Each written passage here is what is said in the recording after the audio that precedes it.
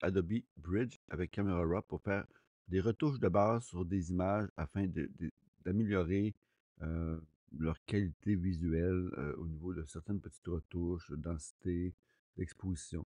Alors, je vais commencer ici par cette première ici où une mauvaise exposition, trop clair. Bon, aussi, il faut comprendre une chose ici, que si j'ai plusieurs images qui seraient du même acabit, dans le sens que j'aurais les mêmes surexpositions comme ici, je pourrais tout sélectionner et tout ouvrir en même temps et tout corriger en même temps. Ici, je vais faire la même chose, je vais toutes les sélectionner et je vais pouvoir ouvrir les quatre en même temps, mais m'occuper une après l'autre parce qu'il y a quand même une différence entre les images. Je vais prendre la première ici. Et là, ici, c'est très simple au niveau des outils. Alors, les outils que je vais prioriser, c'est celui-ci le premier qui va me permettre de jouer sur la lumière. C'est le premier en ligne d'ailleurs qui est prêt à être travaillé. Sinon, je cache ceci. La couleur, les effets qui sont ici, texture, clarté, correction du voile, avec un peu de vignette au besoin. Alors après ça, je vais passer par-dessus courbe et color grading pour parler de mélangeur de couleurs pour jouer sur les teintes, la teinte, la texture, la saturation, la luminance de la couleur. Après ça, je pourrais jouer sur les détails pour améliorer ma netteté de l'image. Et je pourrais jouer sur les autres éléments, ce sera un autre tutoriel. Maintenant, je vais commencer avec cette image-là qui s'est passée dans un événement corporatif. Je vais commencer par le premier élément ici qui est lumière. Ici, c'est très simple. Ici, j'ai un recadrage à faire léger. Ici, je vais jouer légèrement sur l'exposition, donc ça me ramène un peu mon exposition. Ici, par contre, la chemise, je la trouve un peu blanche, donc je vais pousser un peu les tons clairs vers le côté foncé. Et ici, les vêtements un peu foncés, ici, là, ça je vais ouvrir un peu en prenant foncé, qui n'est pas noir, mais qui est foncé, donc les couleurs juste avant le noir. Donc, je peux éclaircir ça ici. Et en même temps, j'éclaircis cette partie-là. OK?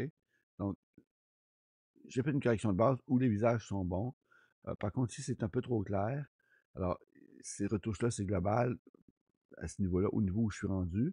Maintenant, je vais pouvoir peut-être appliquer un petit vignettage ici à effet pour donner un petit peu de concision. Et un petit peu au-dessus, je vais me promener, je vais aller chercher le recadrage pour enlever un peu de plafond comme ça, puis que les épaules soient bien réparties au niveau de la composition, que les choses se touchent ici, que les cheveux soient proches du bord ici.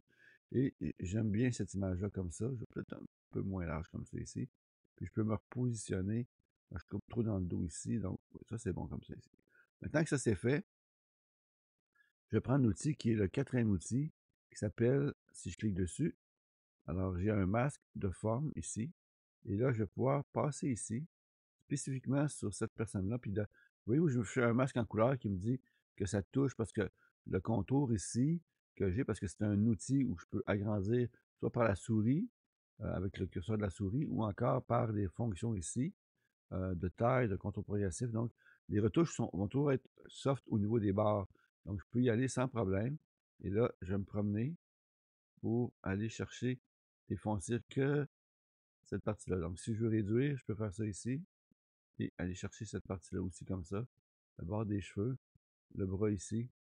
Et maintenant, ce qui est ici ressemble aux outils d'avant, mais c'est spécifiquement réservé au pinceau qui s'affiche ici.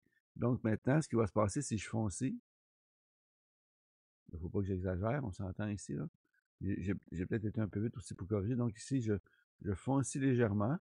Je vais venir faire des petites corrections un peu plus larges parce qu'ici, on voit le dos marqué, comme ça ici. Là, je viens juste équilibrer tout ça. Et j'ai foncé la partie que je voulais pour pas que ça soit dérangeant au niveau de la composition. Donc, sommairement, j'ai utilisé l'outil lumière. Ici, j'ai fait clarté. En fait, j'ai mis un petit peu de vignette ici par l'outil effet. J'ai joué ici pour le recadrage. J'ai utilisé ici l'outil euh, masque pour corriger certaines zones de l'image. Si maintenant je passe à l'image suivante, un cas typique ici, un élément comme ça. Donc ça va être la même chose ici. Alors on voit que c'est trop blanc ici, que c'est trop noir dans le fond. On va commencer par la section lumière. Donc on va prendre ici lumière. On va dire ici, euh, est-ce que je foncis un peu? Ça peut aider. Mais ton foncé, tout de suite, je vais éclaircir le ton foncé pour voir mon arrière-plan. Et légèrement ton clair ici comme ça. Puis je trouve que ici, la composition, un peu trop d'espace au-dessus puis sur le côté. Je vais équilibrer ma composition de cette façon-là. Je vais réduire comme ça ici. En faisant ça, ça réduit en hauteur et en largeur. Et là, je vais pouvoir monter comme ça ici.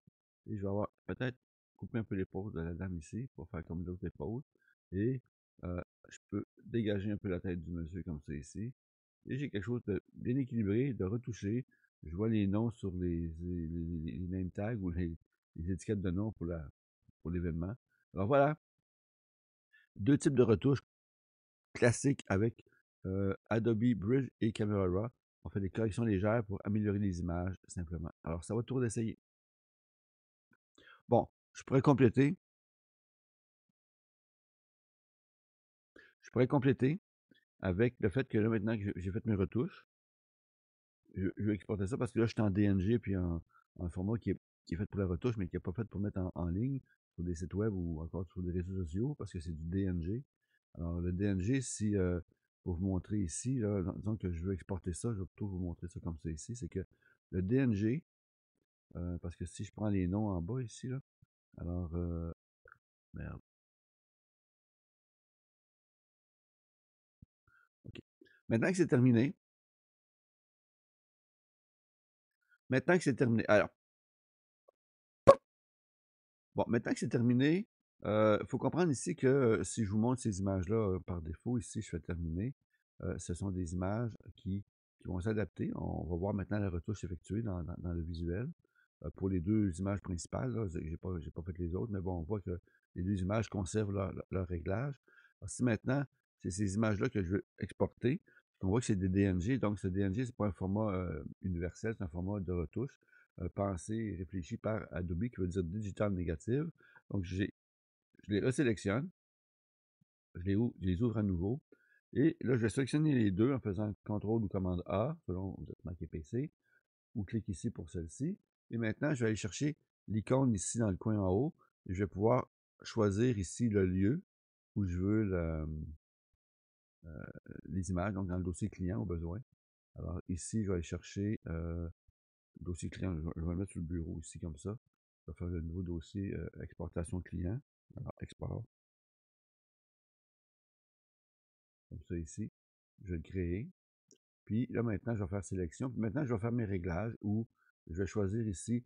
Ben, s'il y a une numérotation automatique, là, j'ai deux images, je peux peut-être la numéroter par un ici. Je vais choisir ici le nom où j'enlève. Si je mets rien, ça va être des valeurs existantes déjà. OK?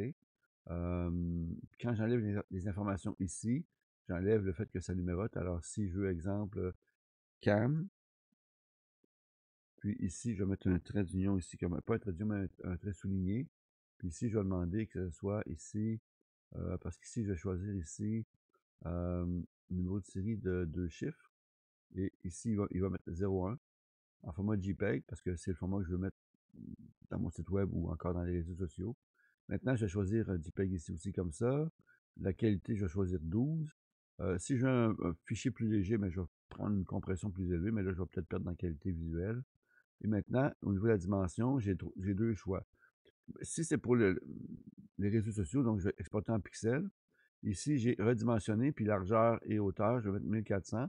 Là, en fait, ça ne deviendra pas une image carrée, mais comme j'ai une image qui est ici qui est horizontale, l'horizontale va être à 1400 et bon, je vais prendre un chiffre plus format 35, là, donc mettons que je mets ici là, 1200 par 1200. Alors, l'horizontale va être à 1200, mais la hauteur va être à 800, un rapport 3 pour 2. Et même chose, si mon image serait verticale, ben là, c'est le vertical qui serait à 1200 et la largeur à 800. Alors, si je travaille en pixels comme ça ici, je peux mettre, en fait, je vais y aller à la valeur minimale qui est de 72 pixels par pouce. Donc là, je peux exporter, puis j'aurai une image pour, mettons, un site web ou mettre ça sur Behance ou des différents sites d'hébergement. Si je veux par contre un travail pour l'imprimerie, à ce moment-là, je choisirais plutôt en pouces. Ici, je choisirais simplement ici la largeur. Je penserais à la largeur pour commencer parce que c'est des images qui sont horizontales. Je vais marquer 9. Puis ici, je vais marquer 6. Alors, au besoin. Et là encore, ça va, ça va s'équilibrer parce que c'est l'horizontale ou le vertical qui est la plus longue longueur ou la plus large largeur, si je peux prendre l'expression. qui va être alors, je peux laisser ça en 9 en fait, puis on va voir, on va constater. Puis ici, par contre, la résolution, ça va être à 300. Parce que mon magazine, il demande entre 266 et 300 pixels pour s'afficher correctement. Après ça, tout ce que j'ai à faire, c'est enregistrer. Là, ce qui va se passer, il va me donner dans le coin en bas, bon, c'est déjà fait, là, il me montre le nombre de photos. Là, quand j'ai 15 photos, je vois les 15 photos qui défilent. Je vais pouvoir faire terminer. Une fois que c'est fait, maintenant, je peux ouvrir mon dossier export. Je vois mes images qui ont conservé leur élément, qui maintenant sont possiblement l'occasion d'être mis en ligne sur des réseaux. Ici, je viens voir les métadonnées, plutôt ici les propriétés du fichier. Je vois bien ici que j'ai une image qui fait 9 par 6, 300 pixels par pouce, en 8 bits couleur. Et c'est le profil colorimétrique sRGB. Alors, même chose pour ça ici. Mes images sont correctes, donc je peux agrandir ça aussi pour voir une image plus grande, comme ceci. Si j'ai moins d'images dans ma zone de réception ou d'ouverture de dossier dans le centre ici.